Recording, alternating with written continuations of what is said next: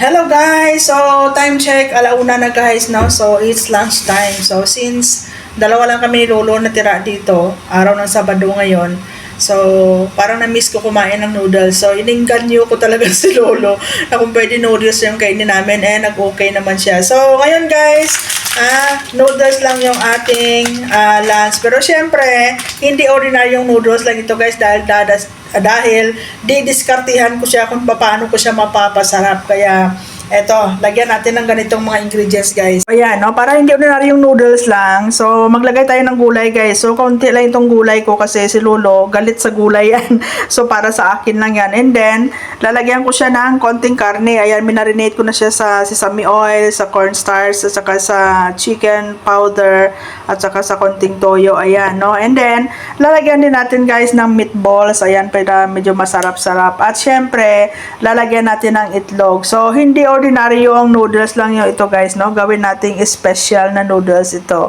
Ayan. So, ayan, kumulo na yung aking tubig. Ilalagay ko muna itong meatballs at saka itong karne ng baboy. Ayan. Para lumambot muna siya. Kasi syempre, mabilis maluto ang noodles.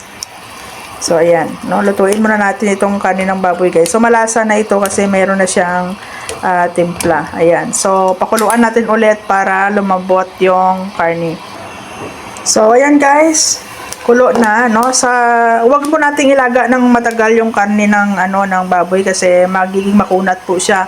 So, ang purpose ng sesame oil at saka ng cornstarch ay para po lumambot yung karne. So, ayan, konting kulo lang siya and then ilalagay natin itong noodles. Ayan. Tapos, isabay na natin itong gulay guys. Ayan. Kasi, yung noodles, saglit lang yan. Kasi ayaw din naman ni Lolo ng overcook na noodles. Ayan. So, ilagay ko lang lagay yung gulay. Kasi ako lang naman kakain ng gulay. Ayan, guys. So, palambutin natin yung noodles. So, tatanggalin ko muna yung gulay para hindi siya ma-overcook. Ayan, nilagay ko dito sa bowl.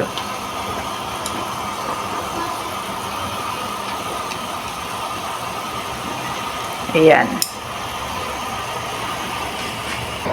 Tapos ilalagay ko na guys yung noodle seasoning. Pero hindi ko po inuubos ito kasi masyado po itong mabetsin. Kaya, ayan, hindi ko siya inubos. Pero itong sesame oil, ubusin ko ito. Ayan, para mabango siya.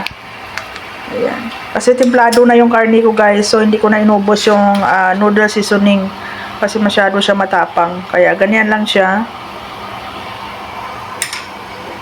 Ayan, so hindi siya masyadong hindi siya masyadong malambot kasi pangit kainin yung noodles na sobrang overcooked siya, guys.